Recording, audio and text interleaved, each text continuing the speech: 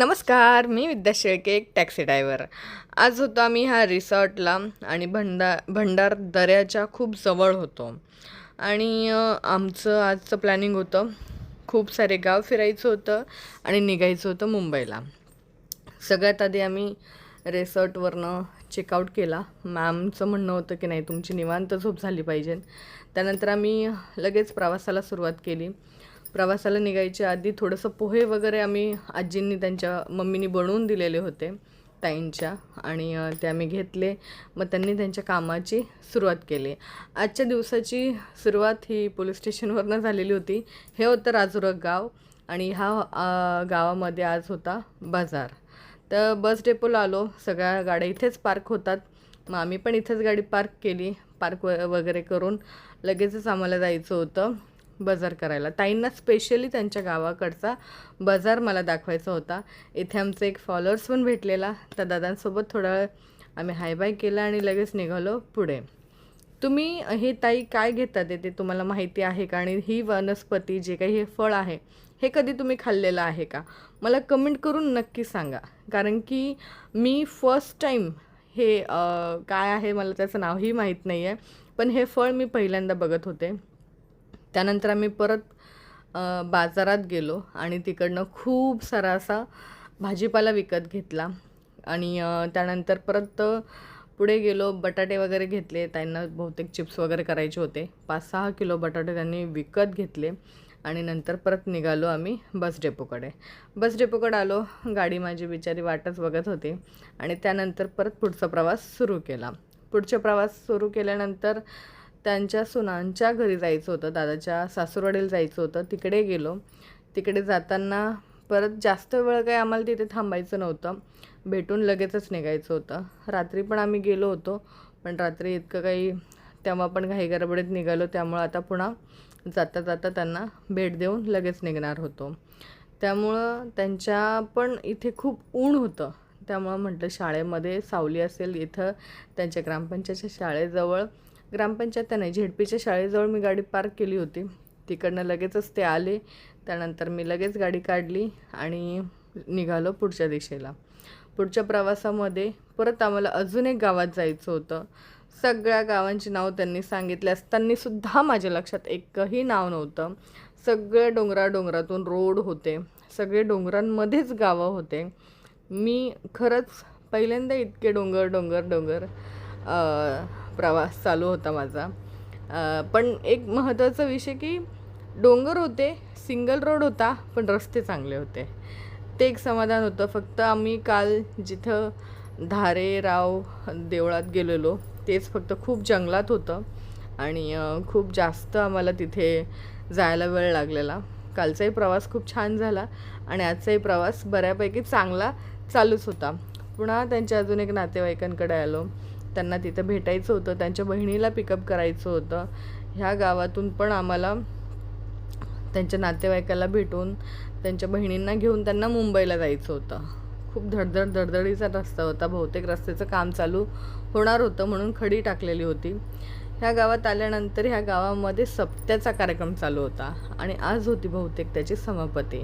त्यामुळं आम्ही इथे सावलीत गाडी पार्क केली आणि लगेच म्हटलं इथेच थोड्या वेळ थांबूया, ते इथेच येणार आहे म्हणून. मग त्यांनी पण सांगितलेलं त्यांच्या मम्मींना की तुम्ही मंदिराजवळ या, आपण इकडनंच पुन्हा निघूया. कारण की इथे सावली होती आणि त्यांच्या इथल्या मंदिराजवळचं दर्शन वगैरे घेतलं. तिथे पण दिंडीचा कार्यक्रम चालू होणार होता, पालखीचा. तो कार्यक्रम वगैरे मस्त चालू होती त्यांची तयारी.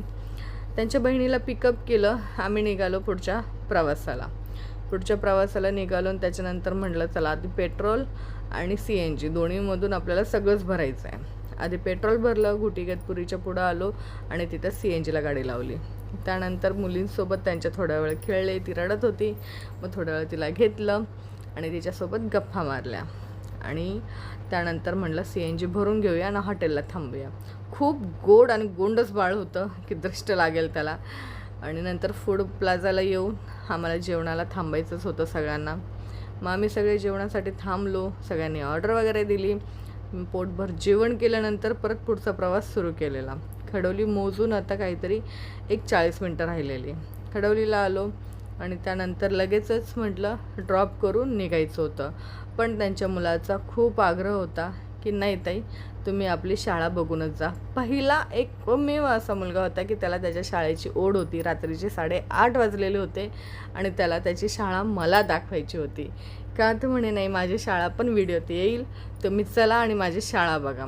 त्याला त्याच्या मित्राला भेटवायचं होतं आणि आम्ही निघालो मग त्याच्या शाळेच्या दिशेला. आणि खूप सरप्रायझिंग होतं. ज्या गोष्टी बाहेरच्या शाळांमध्ये शिकवल्या जात नाही त्या सगळ्या म्हणजे खूप अति ॲडिशनल शिक्षण इथं दिलं जात होतं. ते व्हिडिओमध्ये जवळ येत. काय नाव तुझं बाळा? चंद्रकांत. अच्छा, कितवीला आहेस तू?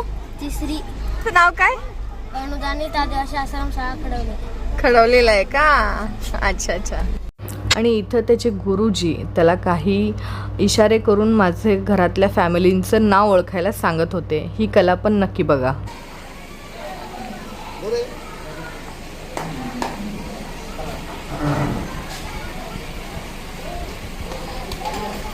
अनिल. अरे वा.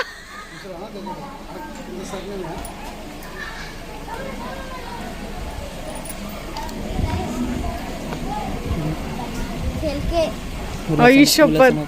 आधी आधी अरे आदी.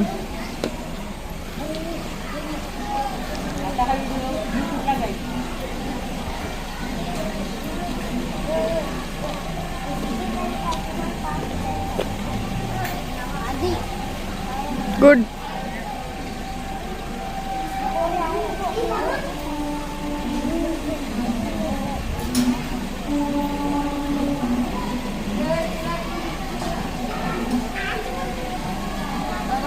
अरे वा बाई. मी याआधी असं कधीच काही पाहिलेलं नव्हतं. इतकं गुरूंच्या इशाऱ्यांवर माझ्या फॅमिली मेंबरचे नाव ऐकणं माझ्यासाठी खरं सरप्रायझिंग होतं. आणि त्यानंतर पण त्या बाळाचं करावं तेवढं कौतुक कमी. तिसरीला असणारा मुलगा खूप हुशार, त्याच्या बुद्धीचं म्हणजे कौतुक करावं तेवढं कमी होतं. पण माझ्यासाठी हे सगळं सरप्रायझिंग होतं. आणि त्यांच्या शाळेमध्ये आपण CBSE पॅटर्न हे ते अमकं धमकं फलनबिस्तन सगळं शून्य होतं. एक ZPच्या शाळेमधला मुलगा एक टॉप क्लासच्या मुलापेक्षाही अति हुशार होता मी म्हणेल.